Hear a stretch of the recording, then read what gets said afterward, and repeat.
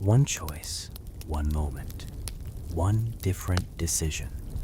At the Falls of Rauos, Aragorn stood at a crossroads. In the story we know, he chose to chase Merry and Pippin, setting into motion the events that would save Rohan, Gondor, and ultimately Middle-earth itself. But what if he didn't?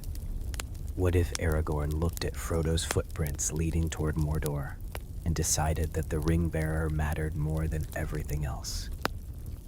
Tonight, we're exploring a version of The Lord of the Rings where the future King of Gondor walks beside Frodo into the Black Land. A world where Merry and Pippin are left to fate. A world where Rohan stands alone. A world where Minas Tirith waits for a king who never comes. And the terrifying part, the ring might actually have a better chance of reaching Mount Doom. But Middle-earth itself might not survive long enough to be saved. So before we step into this alternate timeline, make sure to leave a like, subscribe if you enjoy deep Tolkien what-if stories, and let me know in the comments, what do you think Aragorn's most important choice was in the entire trilogy?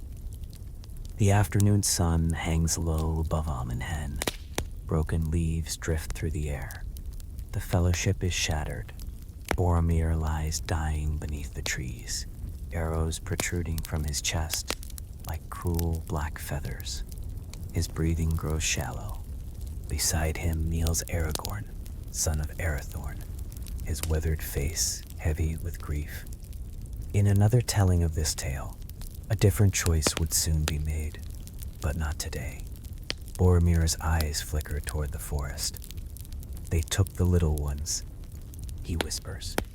Aragorn nods. He already knows. The Uruk-hai have seized Merry and Pippin and are carrying them westward. Their trail is fresh, easy to follow. Yet something troubles him, something deeper than duty. The ring-bearer is gone. Frodo has vanished, and somewhere beyond the trees, Samwise Gamgee has vanished with him. Boromir's final breath leaves his body. Silence follows. For a moment, the world itself seems to pause. The wind moves through the branches. Far away, a bird cries. Aragorn closes Boromir's eyes. Then he stands. Legolas and Gimli emerge from the trees moments later. Both wear expressions filled with urgency. The halflings have been taken, says Gimli.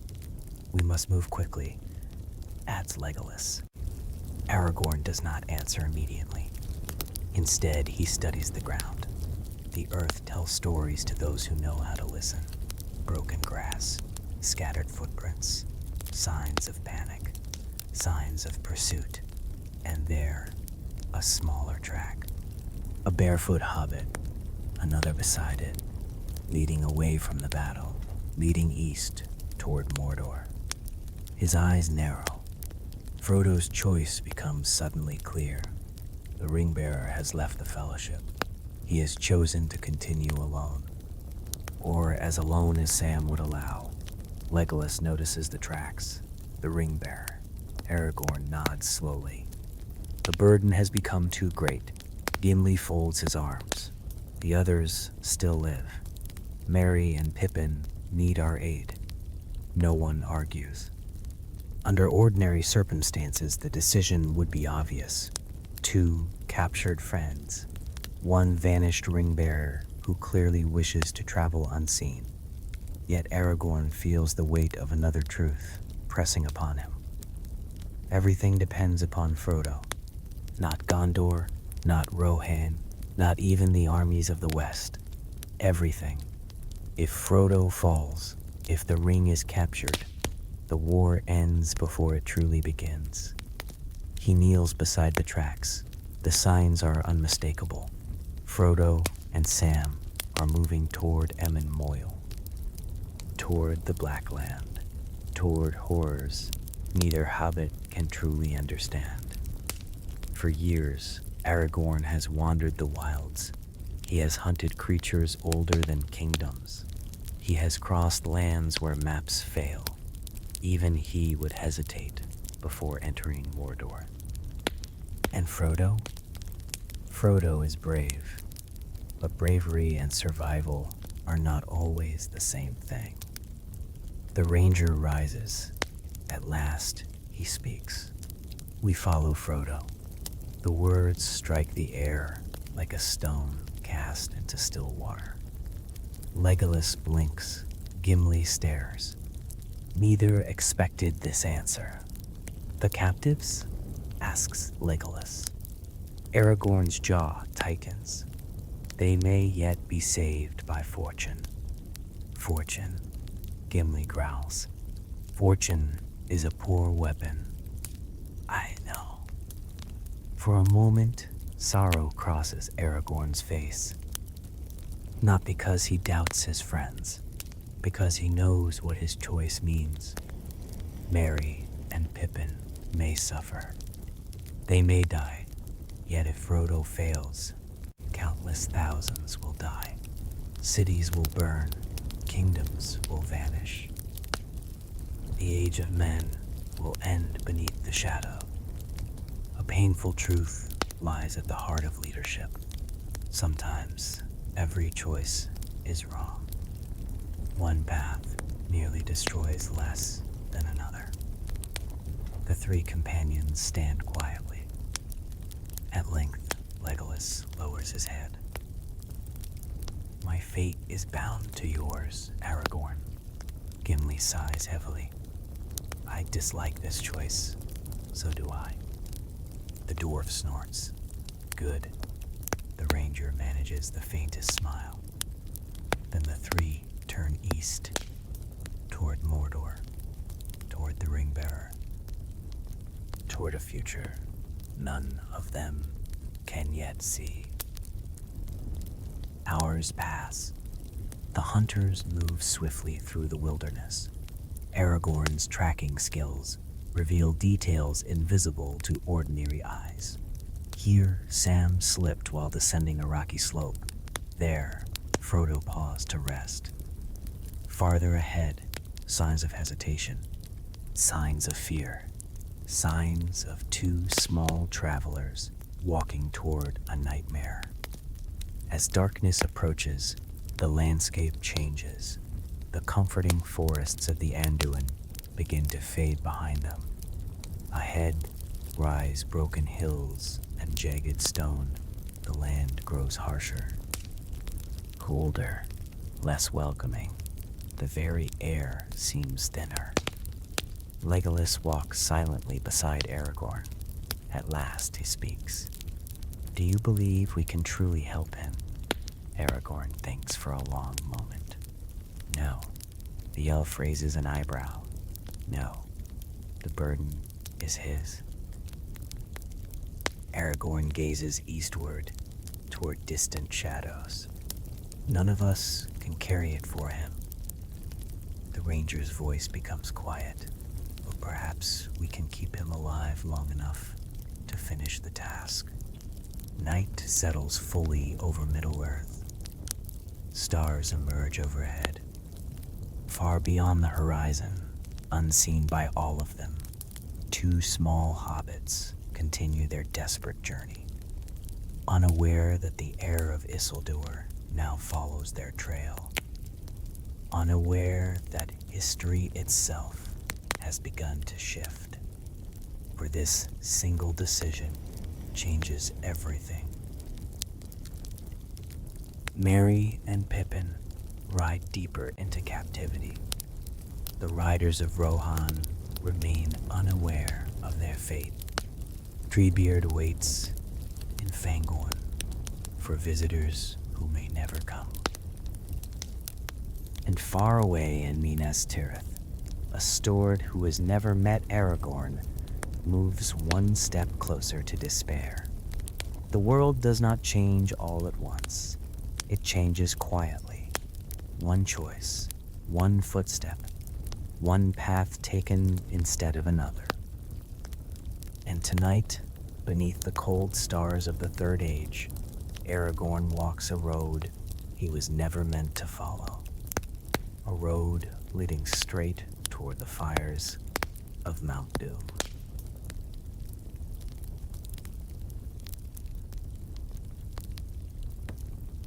The eastern sky, it glows pale gray as dawn arrives over the broken hills.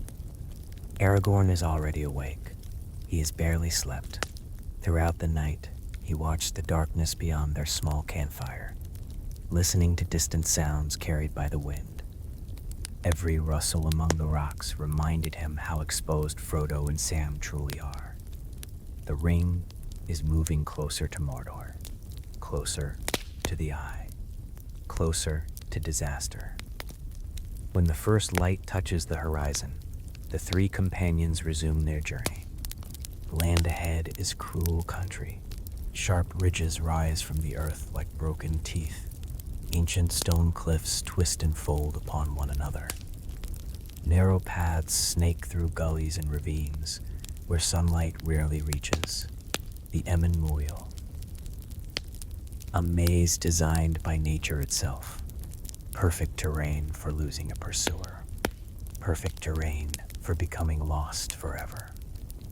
Even so, Aragorn continues to find the trail. A broken pebble, a scuffed patch of dirt, a footprint pressed into a muddy hollow. To anyone else, nothing. To him, a story. Hours pass. The signs grow fresher. Legolas notices it first. They are close. Aragorn nods. Very close. For the first time since leaving Amon Hen, hope stirs within him. Perhaps they can still catch Frodo before he enters lands from which there may be no return. Perhaps reason may yet persuade him not to abandon the quest, but to allow companions beside him. No one should walk willingly into Mordor alone. Especially not a hobbit. The sun climbs higher. Then suddenly, Aragorn freezes. His hand rises, the others stop instantly. Silence settles around them. The ranger kneels, examining the ground. His expression darkens. "What is it?" asks Gimli. Aragorn points. A third set of tracks. Thin, narrow, barefoot, yet unlike any hobbit. Legolas steps closer. The elf's sharp eyes study the marks. A creature follows them. Yes, Gimli frowns. Or they follow it. No one likes that possibility. Aragorn studies the prints carefully. The tracks move erratically, sometimes circling, sometimes disappearing among the rocks before reappearing elsewhere, like a hunter stalking prey, or a starving animal tracking food. A chill passes through him. He remembers old stories, rumors whispered among rangers, tales from Gandalf, a creature twisted by the ring, a creature who once bore it. Gollum. If this truly is Gollum, events have become far more dangerous than Aragorn imagined. Because Gollum is both guide and threat, victim and monster, useful and deadly. The ranger rises. We move faster. They press onward. The landscape grows increasingly difficult. Steep descents force them to climb by hand. Loose rocks slide beneath their feet. Several times, even Aragorn nearly loses the trail. Yet the signs remain, fresh, recent, nearby. Then, near midday, Legolas suddenly stops. His keen hearing catches something. Voices, faint, very faint. The elf points toward a narrow ravine. The companions move quietly, carefully, every step measured, every sound minimized. At last, they reach the edge of a rocky overlook. Aragorn peers downward, and there they are, Frodo, Sam, alive. Two hobbits sit among the rocks beside a small trickle of water, exhausted, dirty, worn thin after only days on the road. Nearby crouches a pitiful figure wrapped in rags. Large eyes, thin limbs, gray skin. Gollum. The creature hisses softly while speaking with Frodo. Even from a distance, Aragorn can see the strange tension between them. Fear, hatred, need. The ring binds them all in ways none fully understand. For a moment, Aragorn simply watches. Relief washes through him. They are alive. The quest survives. The burden continues. Then, a stone shifts beneath Gimli's boot. The sound is tiny, almost nothing. But Gollum hears it instantly. His head snaps upward. Wide eyes lock onto the ridge. A terrible shriek erupts from his throat. Chaos follows. Gollum bolts. Frodo jumps to his feet. Sam grabs for a frying pan that somehow remains among his possessions, and Aragorn curses beneath his breath. The surprise is gone. Within moments, the ranger emerges from cover. Frodo, the hobbit spins. Shock floods his face. Aragorn. For several seconds, nobody moves. The impossible sight leaves Frodo speechless. Legolas and Gimli step into view behind their friend. Sam's jaw nearly drops. The expression on his face suggests he has just witnessed a tree begin singing. "You followed us?" Aragorn descends toward them. "Yes." Frodo looks troubled, not relieved. Troubled, the ranger notices immediately. The ring-bearer had wanted solitude, had chosen it, and now that choice has been undone. "You should not have come," Frodo says quietly. Aragorn studies him. The words hurt more than expected. Not because they are rude, because they reveal how deeply the burden is already changing him. Isolation has become part of the ring's influence. The belief that no one can share the weight. The belief that friendship itself is dangerous. "We came because your road leads to Mordor," Aragorn replies, "and because no road should be walked alone." Frodo lowers his eyes. For a long moment, no one speaks. Wind whistles through the rocks. Far away, a hawk circles overhead. Finally, Sam breaks the silence. "Well, if you ask me, this is the finest surprise we've had all week." Gimli laughs. The first genuine laugh since Amon Hen. Even Frodo smiles faintly. Yet beneath that smile, Aragorn sees worry and something else. The ring, always the ring, always pulling, always whispering. As the companions prepare to move again, none of them realize how much has already changed. Because elsewhere in Middle-earth, events continue unfolding without them. Merry and Pippin remain prisoners. The Uruk-hai march westward unchallenged. Eoma rides different roads.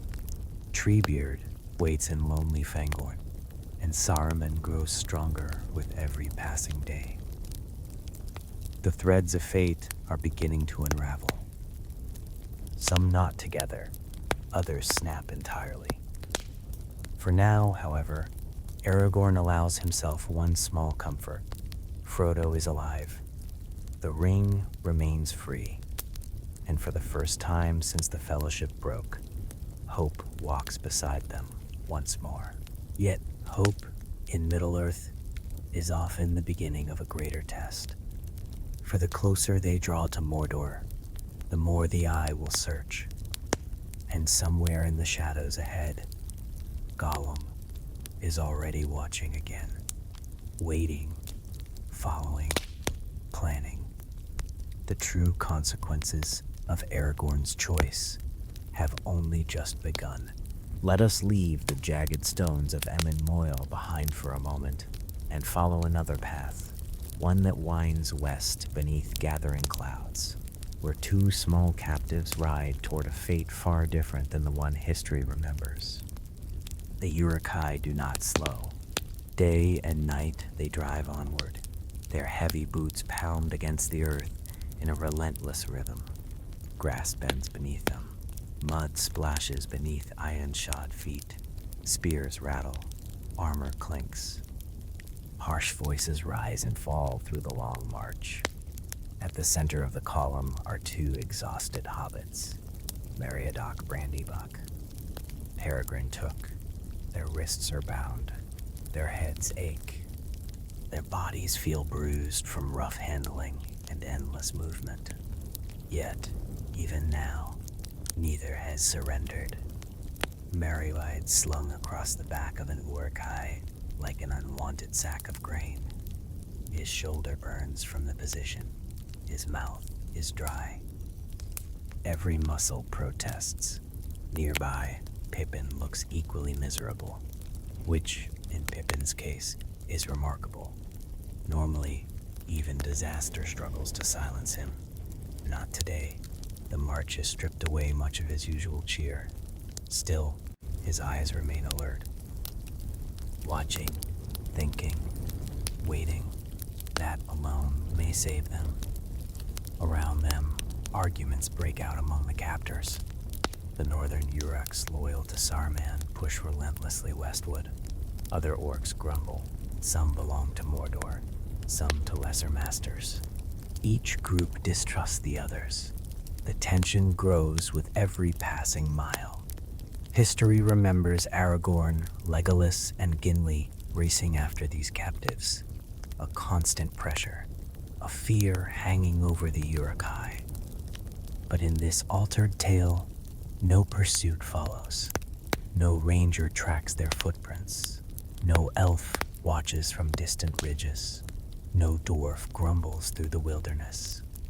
The captors know it, and that changes everything. The Uruk-hai become bolder, less cautious, less hurried, more confident. Without hunters at their heels, they take shorter rests. They argue longer. They waste precious hours. The small differences seem insignificant, yet history often changes through insignificant things. A delayed march, a missed meeting, a road taken at dusk instead of dawn. Tiny moments, enormous consequences. As evening approaches, the company reaches the edge of a broad plain. Dark clouds gather overhead. Thunder rumbles far away. Merry lifts his head. He recognizes the landscape. The plains of Rohan, a vast sea of grass stretching toward distant horizons. Beautiful, lonely, dangerous. The Uruk-hai make camp near a shallow stream. For the first time in many hours, the hobbits are thrown roughly onto the ground. Merry winces. Pippin groans. Neither receives much sympathy. One particularly unpleasant orc laughs at their discomfort. The sound resembles rocks grinding together. Nearby, captains argue around a fire. Merry listens carefully. He always listens. It is one of the reasons he often understands more than people expect. The discussion concerns Isengard, Saruman, orders, timetables, and something else, a wizard. The word catches his attention immediately. A wizard, not Saruman. Another. The captains mention reports from travelers, rumors spreading across Rohan, stories of an old man clothed in white. Merry exchanges a glance with Pippin. Hope flickers. Could Gandalf truly have returned? Neither dares speak the thought aloud. Not yet. The night grows colder. Rain begins to fall. Light at first, then steadily heavier. Most of the orcs curse the weather. The hobbits silently welcome it. Rain creates confusion. Confusion creates opportunities. As darkness deepens, Pippin inches closer. The movement is subtle enough to avoid notice. "What now?" he whispers. Merry thinks carefully. In another world, perhaps he would already be planning how to leave clues for Aragorn. Perhaps he would be dropping tokens behind them, breaking branches, creating signs. But there is no Aragorn. No pursuit, no rescue coming from behind. The realization settles heavily between them. They are alone, truly alone. Merry's voice remains calm. "We survive." Pippin nods. It is not an exciting plan, yet often it is the most important one. They survive. They wait. They watch. Opportunity will come. It always does. Sometimes in the form of courage, sometimes in the form of luck, sometimes both. Hours pass. The camp gradually quiets. Rain hammers against armor. Wind sweeps across the grasslands. Lightning flashes along distant horizons. And then something changes. An orc scout arrives. Breathless, terrified. The messenger rushes directly toward the commanders. Voices rise. Arguments explode. Weapons are seized. The entire camp awakens. Merry strains to listen. At first, he catches only fragments, but then the meaning becomes clear. Riders. Horsemen. Approaching. Not a few. Oh no. Many. Very many. The riders of Rohan. History still moves along certain tracks, despite every change. Éomer still patrols the plains. The Rohirrim still hunt enemies crossing their lands. The difference lies in timing. Without Aragorn's pursuit forcing the Uruk-hai forward, the captors have moved more slowly. And now they stand directly in the path of danger. The camp erupts into chaos. Orders fly in every direction. Torches blaze. Armor is tightened. Spears are gathered. The Uruk-hai prepare for battle. Merry and Pippin exchange another glance. This time, hope burns brighter. Not because rescue is guaranteed. Far from it. Battles are messy things. People die. Plans fail. Heroes vanish. Yet, for the first time since their capture, something larger than their captors threatens the horizon. Thunder rolls overhead, except now it is not thunder alone. Another sound mixes with it, a distant pounding, rhythmic, growing louder. Hundreds of hooves. The riders are coming. Across the plains of Rohan, beneath storm-dark skies, a clash approaches that may decide the fate of two hobbits abandoned by history itself. And far away, beyond rivers and mountains, Aragorn walks east with Frodo, unaware that another battle is about to begin. Unaware that the lives of Merry and Pippin hang by a thread. Unaware that every step he takes toward Mordor pulls him farther from the destiny that once led him toward a kingdom. The night deepens. The riders draw nearer. And in the darkness between lightning flashes, fate sharpens its blade. We drift onward now, from the storm-swept grasslands into older places where roots run deeper than kingdoms and memories stretch back before the first stones of Gondor were ever laid.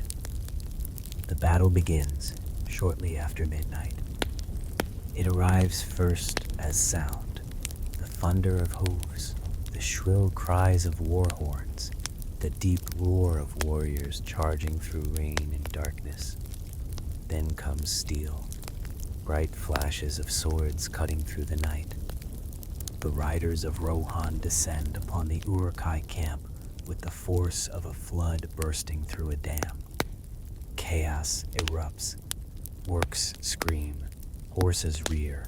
Spears shatter. Torches tumble into wet grass. The storm itself seems to join the struggle. Lightning tears across the sky, illuminating brief moments of terrible beauty. Silver armor, flying banners, and frightened faces frozen between life and death. Merry and Pippin throw themselves flat against the ground. Neither wishes to become an accidental casualty. Around them, battle surges in every direction. The Uruk-hai fight fiercely. Saruman bred them for war. They are larger than ordinary orcs, stronger, more disciplined. Yet, even they cannot easily withstand mounted warriors charging at full speed. Again and again the Rohirrim strike. Again and again the enemy line buckles. The fight lasts longer than either hobbit expects. History has shifted. The Uruk-hai had more time to rest, more time to organize, more time to prepare. Their resistance proves stubborn. The night becomes a blur of screams and flashing steel. Then suddenly, an opportunity appears. A dead orc collapses nearby. A knife falls from its belt. Merry sees it first. He crawls through mud and blood toward the weapon. His bound hands strain.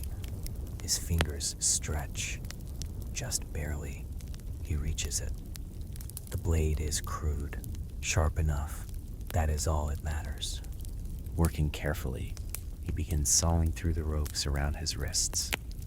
Every second feels like an hour. At any moment, someone may notice. At any moment, an orc may trample him. At any moment, a rider may mistake him for an enemy. Yet somehow fortune remains with him. The rope snaps. Freedom. For the first time since their capture, Merry immediately cuts Pippin loose. Neither wastes time celebrating. The battle still rages. They need cover, need shelter, need escape. A cluster of bushes offers both. The hobbits dash toward it. Small size becomes an advantage. Within moments, they vanish into darkness. No one follows. No one notices. For the first time in days, they are free. They continue running, farther, farther, away from battle, away from death, away from the nightmares of Isengard. Eventually, exhaustion forces them to stop. Both collapse beneath dripping branches. Rainwater runs from their hair. Their clothing is soaked. Mud covers nearly every inch of them. Yet neither has ever felt happier. Pippin laughs first, a tired, breathless laugh. Merry soon joins him. The sound feels strange after so much fear. For several moments, they simply sit together, listening to the distant battle fade into the storm. Then, reality returns. They are free, but they are also lost. No supplies, no guide, no idea where Aragorn might be. Pippin's smile fades. He'll come looking for us. Merry hesitates. The pause says everything, because deep down, both already know the truth. Aragorn chose another road. Whether they understand why or not, he is gone, following Frodo, following the ring, following the fate of Middle-earth itself. The realization hurts more than either wishes to admit, not because they blame him, but because it makes them feel very small, very far from home, very alone. Dawn begins to brighten the eastern horizon. The storm finally weakens. Mist drifts across the landscape. As sunlight gradually spreads across the plains, another shape becomes visible. Trees, massive trees. An entire wall of forest rising before them. Ancient, dark, endless. Fangorn. Even from a distance, the forest feels different. Older, as though it belongs to another age. Pippin stares. It looks angry. Merry nods. Most forests don't stare back. Unfortunately, this one appears to. The hobbits approach cautiously. Every sensible instinct suggests turning around. Unfortunately, they possess no better options. Behind them lies danger. Ahead lies mystery. Mystery wins. It often does. They step beneath the first great branches. Immediately, the world changes. The air grows cooler. The sounds of the plains fade. Sunlight struggles to penetrate the dense canopy above. Towering trunks rise like pillars supporting an endless green roof. The forest watches. At least that is how it feels. Every shadow seems aware. Every branch appears to listen. Pippin lowers his voice instinctively. I don't like this. Neither do I. Yet onward they go. Deeper, farther. The trees close around them. Hours pass. The forest becomes increasingly confusing. Paths vanish. Directions lose meaning. Even Merry's excellent sense of orientation begins to fail. And all the while, something moves among the trees. Not seen, not clearly, only sensed, a distant creaking, a faint rustling, heavy footsteps that seem too deliberate to belong to animals. Eventually, the hobbits stop beside a stream. Exhaustion overwhelms them. Neither has eaten properly in days. Neither knows what comes next. The future feels uncertain. Perhaps more uncertain than ever. Yet, unknown to them, Fangorn itself is changing.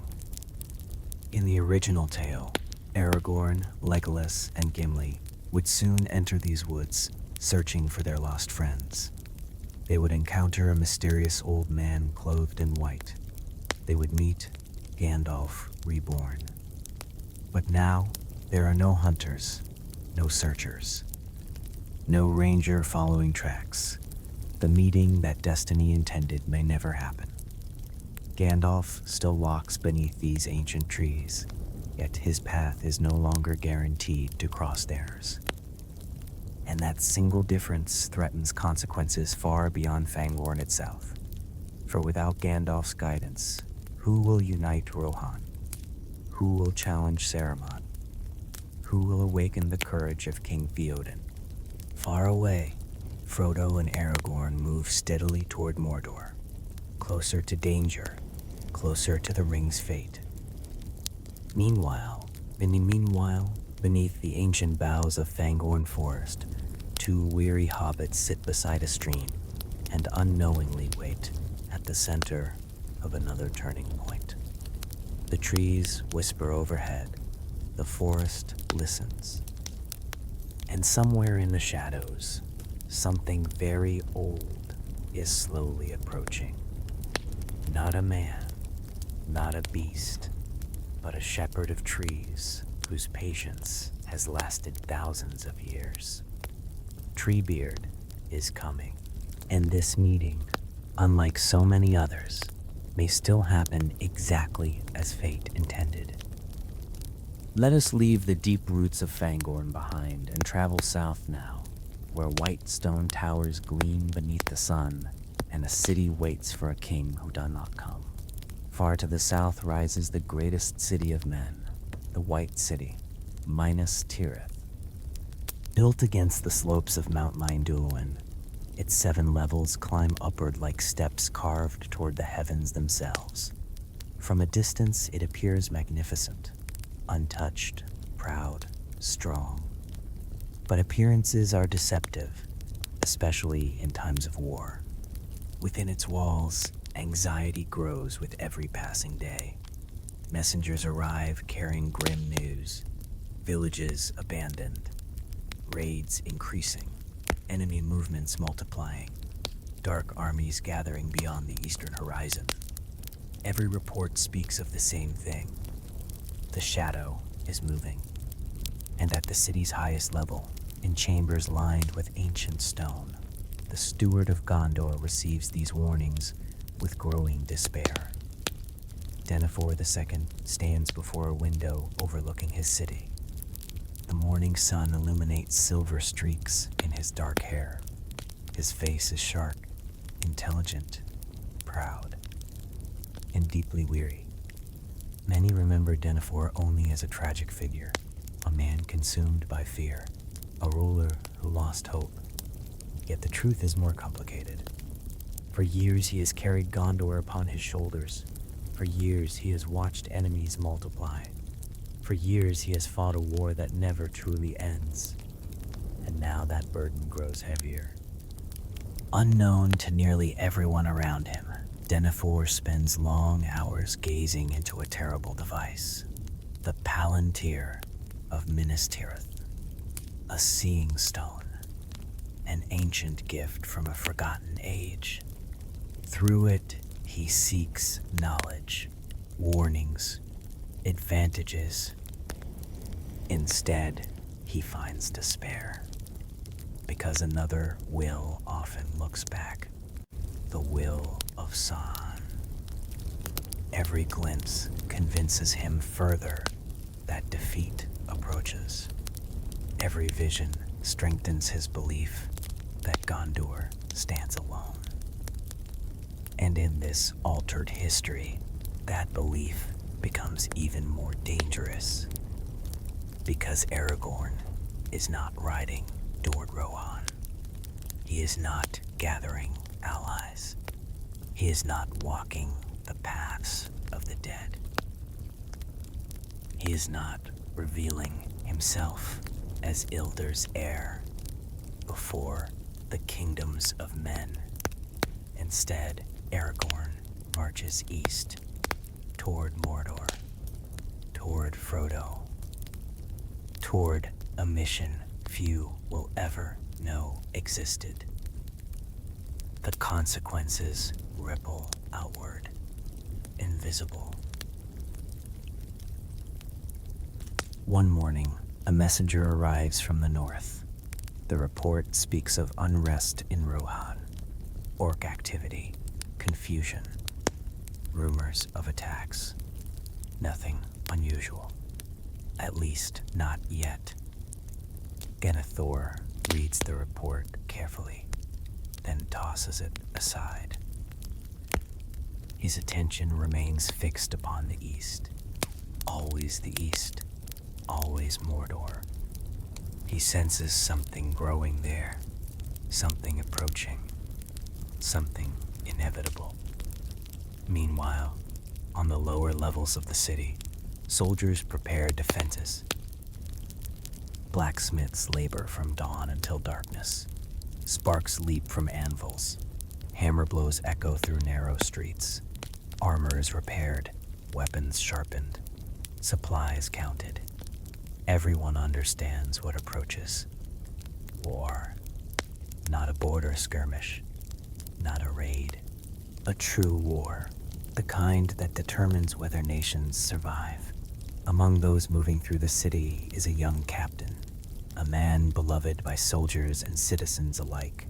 Faramir. Unlike his brother Boromir, Faramir possesses a quieter strength. Thoughtful, patient, wise. He notices details others miss. And, recently, he has noticed something troubling. His father is changing, becoming more withdrawn, more suspicious, more severe. I run from the road to the road. The burden of leadership is carving deeper lines into Denethor's face each day. One evening, Faramir approaches the steward's chambers. The city below glows with hundreds of lanterns, a beautiful sight. Yet the beauty feels fragile, temporary, like candlelight before a storm. He finds his father studying maps. Markers cover the eastern regions, troop positions, supply routes, possible invasion paths. Denethor barely looks up. Have you news? None worth celebrating. The steward snorts softly. Then it is likely important. Faramir smiles faintly. A rare moment. A small one, but precious. The conversation continues. Reports, scouting movements, military preparations, routine matters. Yet beneath every word lies an unspoken concern. Hope, or rather, the absence of it. Because Gondor waits for aid that may never arrive. In the original history, whispers would soon spread.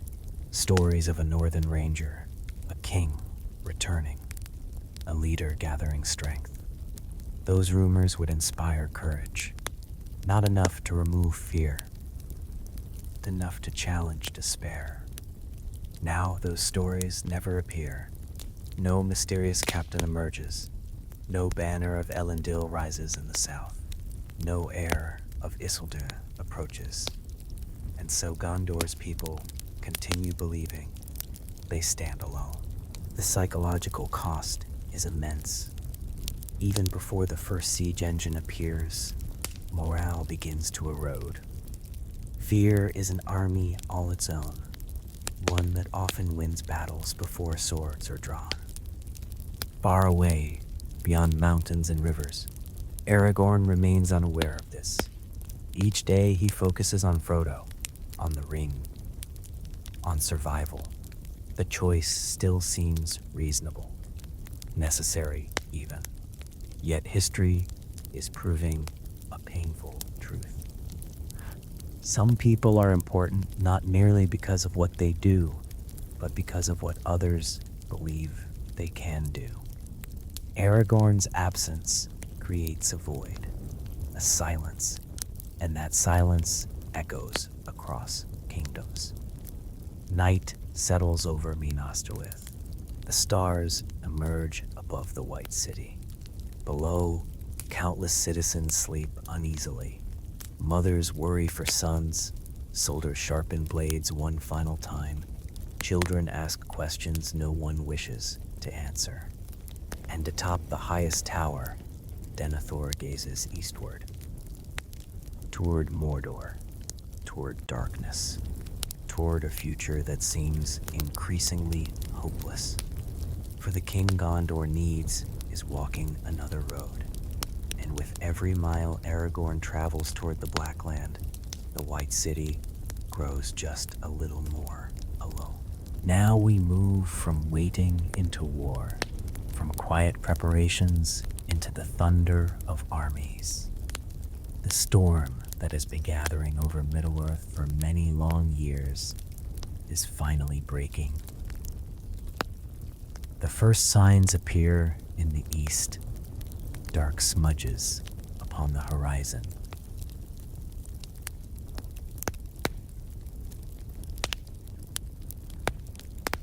At first, they seem harmless, distant clouds, morning mist.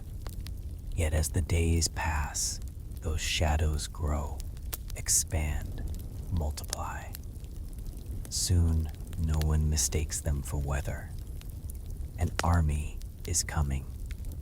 The fields of the Pelennor spread before Minas Tirith like a green sea.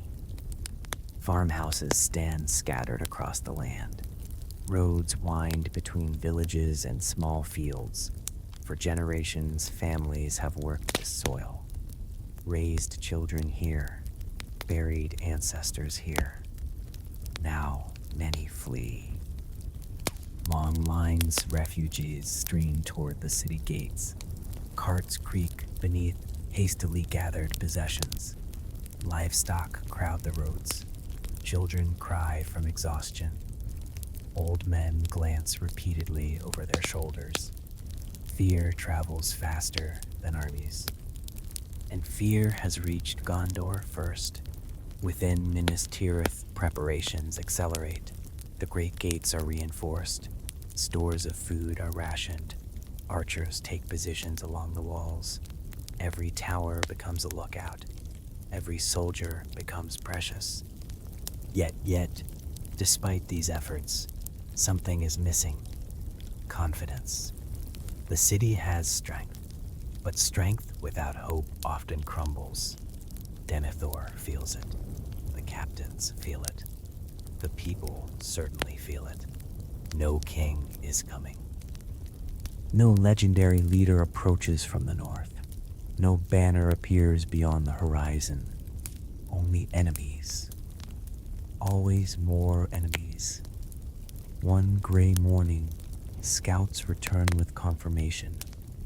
The army of Mordor is on the move. Not thousands, tens of thousands. Orcs. Easterlings, Southrons, creatures from lands many Gondorians have never seen, an entire world of darkness marching west. The siege begins soon afterward. From the city walls, soldiers watch the enemy arrive. It seems endless. Columns stretching across the landscape, black banners snapping in the wind, war machines rumbling forward, massive beasts dragging siege equipment. The sight alone weakens hearts. For many defenders, this is the first time they truly understand what they face. Not raiders, not invaders, an extinction-level threat. The enemy surrounds Minas Tirith. The city becomes an island of stone in a sea of darkness. And still, no Aragorn appears. Far away, beyond all knowledge of these events, the heir of Isildur climbs rocky paths beside Frodo and Sam. The contrast is almost cruel. One of Middle-earth's greatest leaders walks hidden among stones, while an entire kingdom desperately needs him elsewhere. History is beginning to bend under the weight of that absence. The siege worsens, day after day, night after night. Stones crash against walls. Flaming missiles streak through the darkness. Enemy drums echo constantly. A heartbeat of war, relentless, unending. Inside the city, exhaustion spreads. Men sleep in armor. Officers struggle to maintain discipline. Citizens crowd temples and courtyards, seeking comfort, seeking answers, seeking reassurance. Few find it. Then comes devastating news. The outer defenses have fallen. The enemy pushes closer. Faramir leads a desperate action to slow the advance. He rides with courage, with intelligence, with every skill he possesses.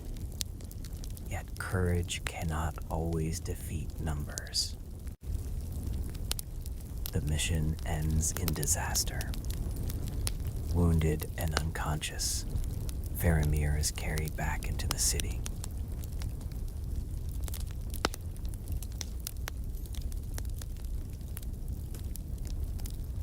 Sight breaks something inside Denethor. For years he has endured pressure, loss, fear. Now he sees his remaining son brought home seemingly at death's door. The final thread begins to unravel. In the original history, Gandalf, he'd stand against despair. Aragorn's approach, it'd provide hope. The future would still appear uncertain, but, not hopeless. Now, those supports, they weaken or disappear entirely. because events elsewhere have changed. Fangorn unfolded differently. Rohan never united quite as quickly. The chain of consequences, it just keeps spreading. Every altered decision creates another. Every missing meeting removes another piece from the board, and the Dark Lord, oh, he benefits from all of it. Night falls again. The siege reaches its most terrible phase. Across the Pelennor fields, countless fires burn. The enemy camp resembles a second city, a city devoted entirely to destruction. From the walls, defenders stare into that sea of flames. Many wonder whether they are witnessing their final sunset. Then comes a sound, a distant horn. Faint, barely audible. Some soldiers freeze, listening. Another call follows, longer, clearer. The riders of Rohan! At last, relief spreads through the city. Not complete relief, but enough. Enough to remind people they are not entirely alone. The Rohirrim have come. Yet even this arrival differs from the history that should have been.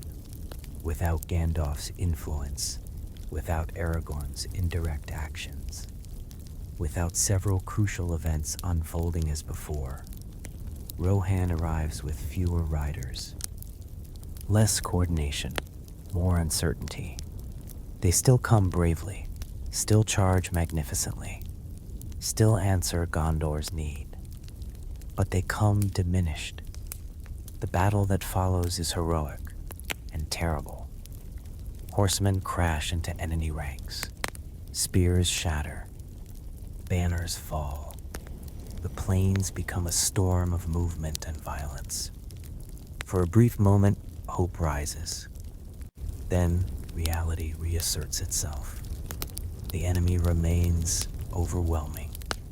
The forces of the West fight brilliantly. Yet brilliance alone need not be enough, because another absence now makes itself felt. The black ships do not arrive carrying Aragorn and reinforcements. No army emerges beneath the banner of the king. No dramatic reversal sweeps across the battlefield. The defenders continue fighting. But the balance never shifts as decisively. The outcome becomes uncertain, dangerously uncertain. And high above the battlefield, circling beneath dark clouds, the servants of Sauron watch, patient, confident, sensing weakness, sensing opportunity. For the first time since the Fellowship departed Rivendell, a terrible possibility begins to emerge. What if the ring reaches Mount Doom, but the kingdoms of men fall before it can be destroyed? What if Frodo succeeds? Too late.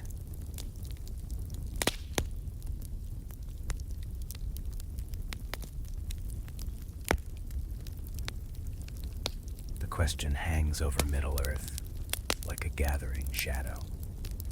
And somewhere far to the east, Aragorn has begun asking himself a similar question, because even he is starting to wonder whether chasing Frodo was the right choice. The answer, however, remains hidden beyond the next turning of fate. Let us cross now into the darkest lands of all, where ash falls like snow and the air itself seems wounded. The roads behind our travelers have vanished into memory. Ahead lies only the final test. The closer they come to Mordor, the quieter Aragorn becomes. The change is gradual. Even Frodo notices it. The ranger who once shared stories beside campfires now spends long stretches in silence. His eyes constantly search the horizon.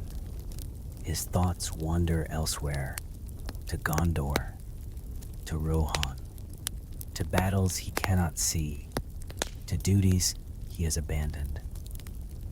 feeling grows heavier with each passing day. Not regret, not entirely, but uncertainty.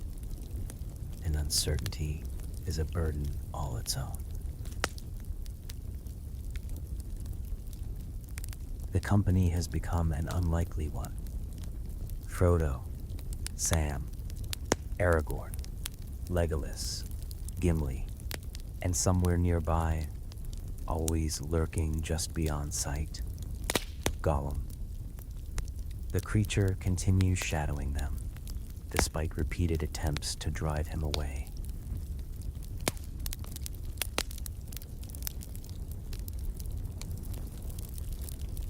At times, he disappears for days, then suddenly reappears, watching, waiting, following.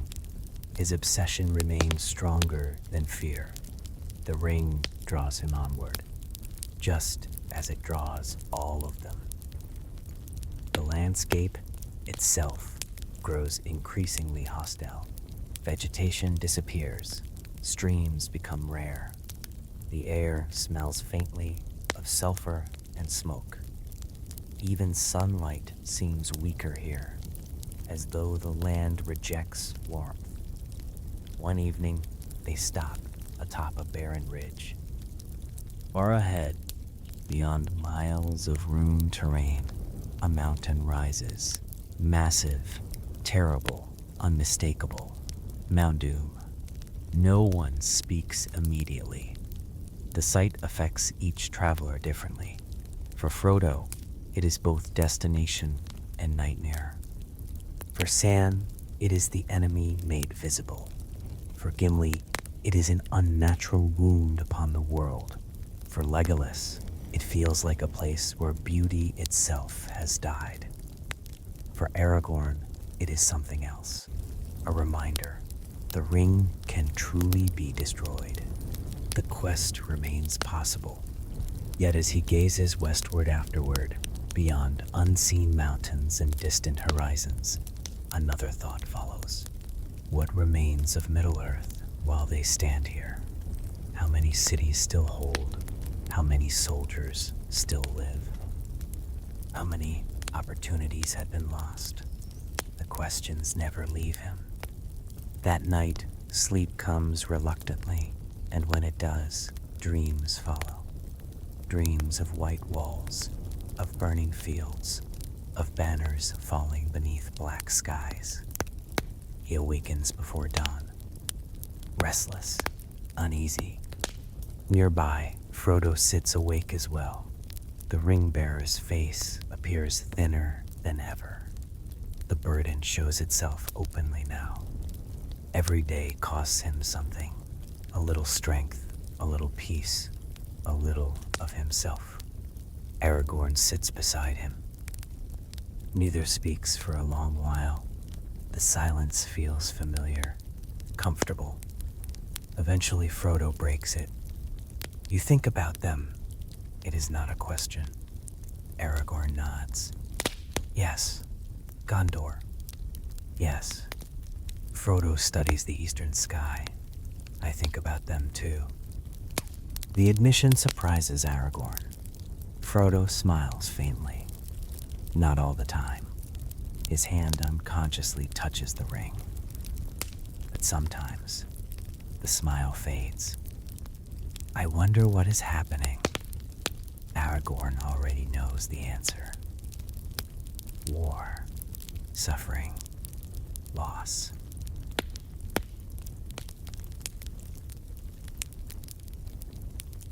Yet, he does not say it aloud. Some truths require no words. Morning arrives. The journey continues. Soon they reach the outskirts of Mordor itself, the Black Land. Few living beings enter willingly. Even fewer return. The landscape resembles a scar upon the world. Ash covers the ground. Smoke drifts across distant plains. Jagged mountains form a prison-like barrier around the land. And everywhere, there are signs of industry devoted solely to war. Roads, fortifications, watchtowers. armies. The scale is staggering. For the first time, even Gimli struggles to hide his concern. How does anyone cross this? No one answers, because no answer exists. Only determination, and perhaps luck. As they move cautiously through hidden paths suggested by Gollum, news reaches them indirectly. Not through messengers, not through scouts, but through movement. The roads teem with soldiers. Entire formations march westward, toward Gondor, toward battle, toward the siege they cannot see. The sight confirms Aragorn's fears. The war has begun. Every column heading west represents thousands of enemies, thousands who will not be here if Frodo reaches Mount Doom. That realization offers a strange comfort. Perhaps his choice was not entirely wrong. Every step nearer to the ring's destruction weakens Sauron's future, even if it does nothing for the present. Yet that comfort never fully settles. Because leadership demands impossible calculations. How many lives today are worth saving tomorrow? How much suffering now prevents greater suffering later? No one knows. Least of all, Aragorn. Days pass. The travelers move deeper into enemy territory. Danger increases. Food dwindles. Fatigue accumulates. And still, the mountain looms larger, closer, waiting. Then, one evening, they reach a high overlook. From there, they can see beyond Mordor's western approaches. Not clearly, not in detail, but enough.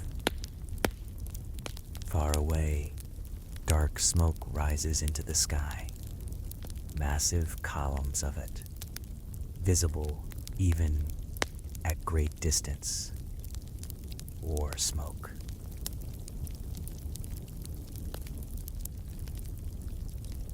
The smoke of cities, armies, and destruction. Everyone recognizes it.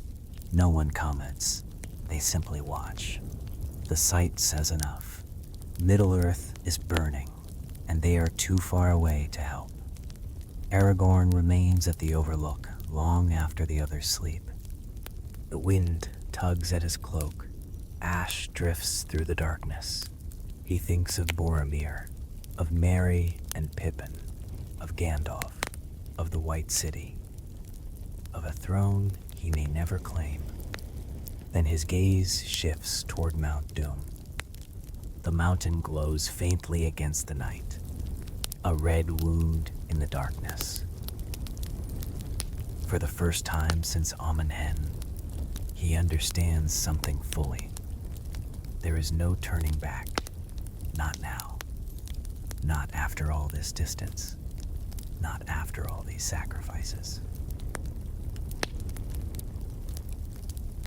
The fate of kings, cities, armies, entire ages.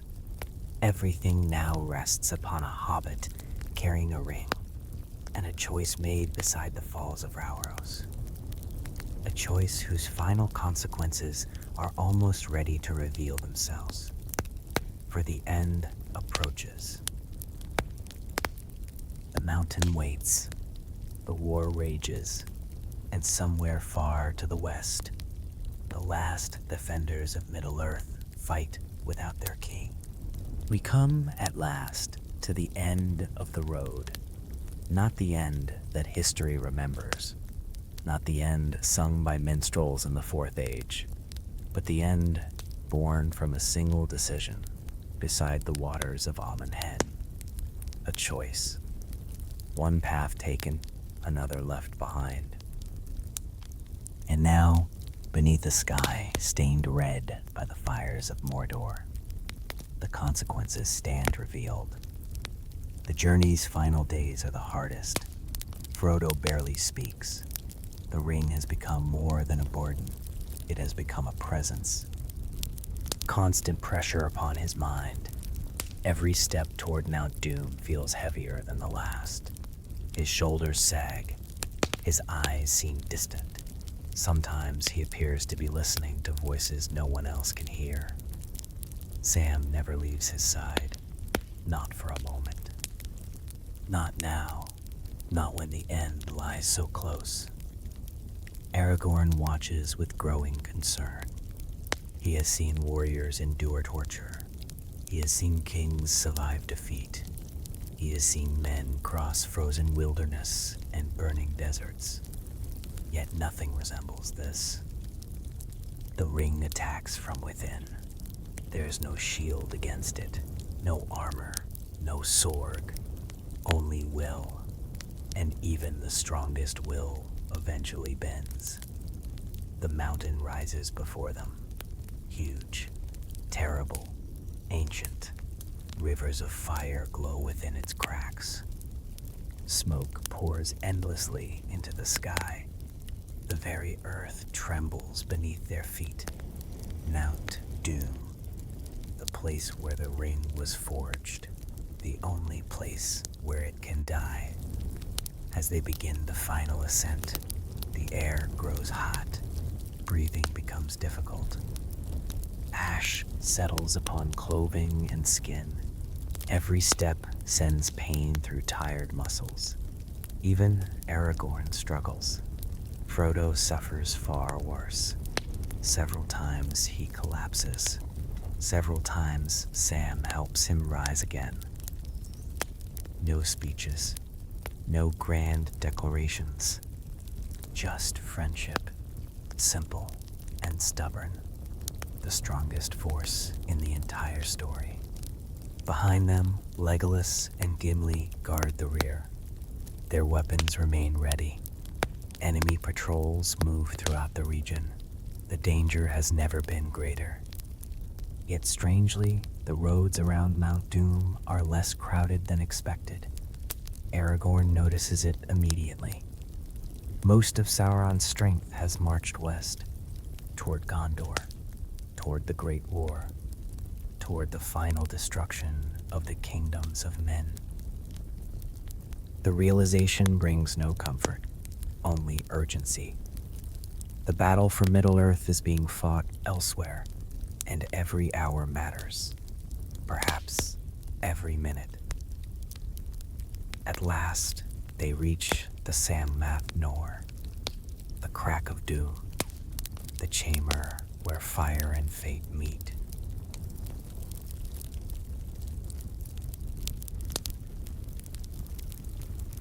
The entrance yawns before them, dark, silent, waiting. No one speaks. Words seem too small for this moment. For years, the ring has shaped the lives of everyone present. It destroyed kingdoms, corrupted rulers, started wars, consumed entire generations. And now it stands one step away from destruction. Frodo enters first. The others follow. Heat surrounds them immediately. The chamber glows with reflected fire. Deep below, molten rock churns endlessly. The mountain breathes like a living thing, slow, powerful, ancient. Frodo approaches the edge. His hand trembles. The ring hangs from a chain around his neck. Everything has led to this. Every sacrifice, every death, every mile traveled. Aragorn watches carefully. Something feels wrong. The ring bearer's expression changes. Not suddenly, gradually, like shadows spreading across water. His exhaustion disappears. His fear vanishes. His posture straightens. A terrible calm settles over him. Sam sees it too. Mr. Frodo? No response. Frodo stares into the fire, then slowly removes the ring. For one beautiful second, Hope fills the chamber. The quest is complete. The burden is ending. The world is saved. Then Frodo closes his hand, and everything changes. I have come this far. His voice sounds strange, distant, powerful. I will not do this deed. Silence follows. A horrible silence. Aragorn feels his stomach drop. Sam's eyes widen. Legolas lowers his bow. Even Gimli freezes. The moment they feared has arrived. The ring has won. Not through strength, not through violence, through temptation. The same temptation that destroyed Isildur. The same temptation that ruined Gollum. The same temptation that haunted every bearer before. Frodo slips the ring onto his finger. Instantly, he vanishes. A sharp cry echoes through the chamber. Gollum, the creature has followed them all the way, hidden, waiting, watching, just as he always does. He launches himself forward, madness blazing in his eyes. What follows happens too quickly for anyone to stop. Invisible Frodo struggles. Gollum attacks. The two tumble across the stone floor, snarling, fighting, desperate, obsessed. The ring is no longer the center of a war between nations. It is the center of a war between two broken souls. Then comes a scream, a terrible scream. Gollum rises holding a hand, Frodo's hand, and upon it gleams the ring, his precious, his treasure, his doom. For one ecstatic moment, Gollum dances, laughing, crying, rejoicing. He has won. At last, after centuries, after endless suffering, he has won. Then he slips, just slightly, just enough. His foot finds empty air. The laughter becomes terror.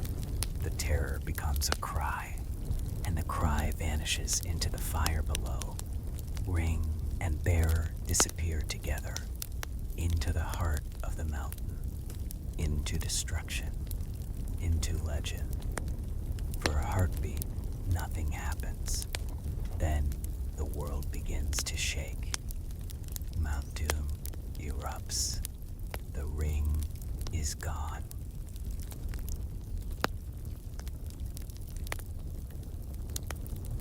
Its power broken forever. Across Middle-earth, the consequences unfold instantly. Barad-dûr trembles. The armies of Mordor falter. The will directing them shatters. The eye is extinguished. Sauron's power collapses. The Dark Lord falls. The victory is real, complete, absolute. And yet, far away in Gondor, the cost has been terrible. Without Aragorn's return, without the dead men of Dunharrow, without the reinforcements that history once provided, the war has lasted longer. The losses have been greater. Entire regions have been devastated. Thousands more have died. Minas Tirith still stands, barely. Rohan still survives, barely. The free peoples have endured, but only by the narrowest margin imaginable.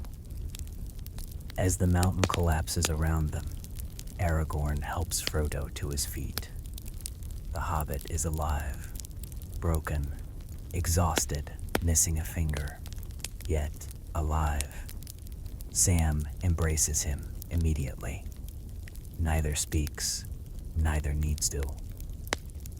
Together they watch the fires consume the last remnants of the ring's power, and Aragorn finally understands. His choice at Amon Hen was neither completely right nor completely wrong. It saved Frodo from dangers he might not have survived alone.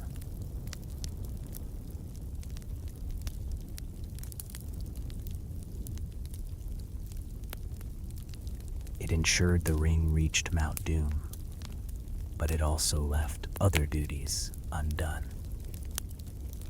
other roads untraveled, other lives unprotected. Such is the burden of leadership. No choice comes without cost. No victory arrives untouched by sacrifice. Years later, when peace finally returns and the wounds of war begin to heal, Aragorn will still think about that day beside the falls. He will wonder what might have happened had he followed Merry and Pippin instead. He will never know. No one will. History records only the path that is walked, not the countless roads left behind. And so, the Age of the Ring ends, not with certainty, not with perfection, but with a reminder as old as storytelling itself. Sometimes the fate of the world turns upon a single decision, a choice made in grief, a step taken into the unknown, a road followed when all other roads disappear. And beneath the fading stars of Middle-earth, the last echoes of that choice drift away upon the wind. The end.